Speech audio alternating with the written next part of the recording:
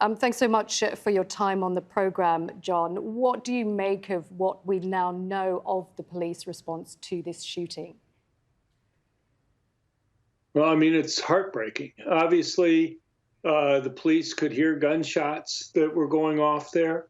They were getting calls from the children that were inside there begging for help. And when the children would go and make the calls, the murderer there would hear them and then go and kill the children.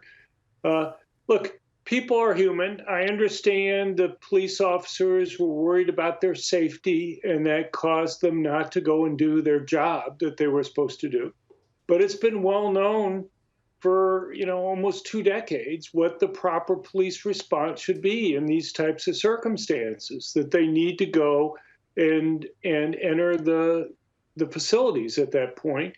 And these individuals, these police, decided not to do it. They had one excuse after another for why they weren't going to do it. They had to wait for certain other people to arrive, and then they had to wait for getting the keys and other things.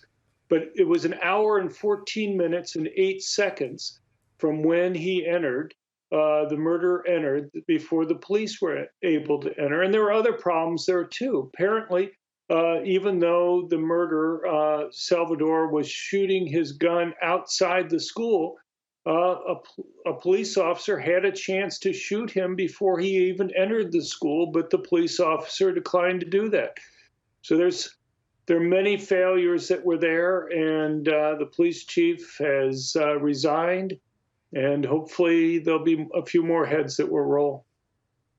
I mean, it is staggering to think how it went so wrong when, as we understand, police practice responses to these shootings consistently.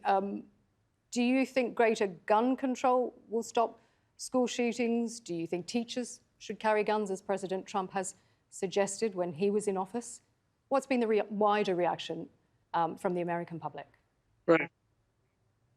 I mean, look, as I said a minute ago, police are human beings.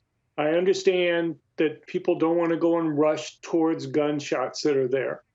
But one of the reasons for arming people like teachers, which 30% of the schools in Texas have armed teachers that are there, is that if you're a teacher in the classroom and the person's coming in and firing a gun, you just can't simply go and hide behind your desk. You're going to get killed also if you do that.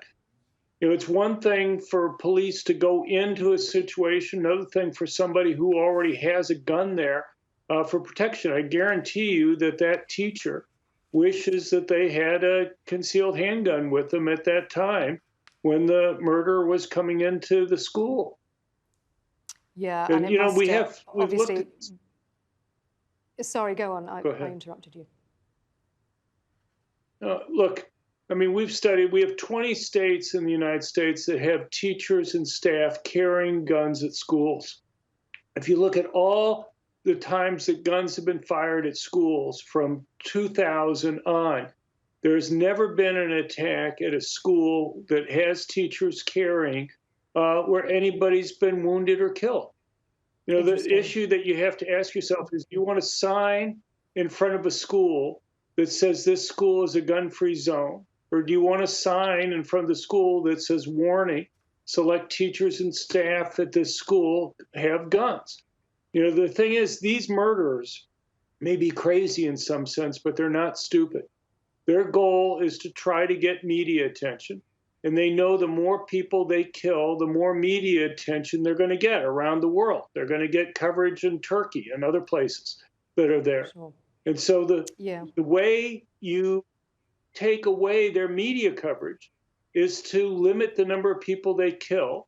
And the way you do that is by having somebody there who's able to quickly stop them. OK, John Lott, founder and former president of the Crime Prevention Research Centre. We appreciate your time this evening. It must be horrendous for the victims' families to think that more could have been done to save their children. Thank you.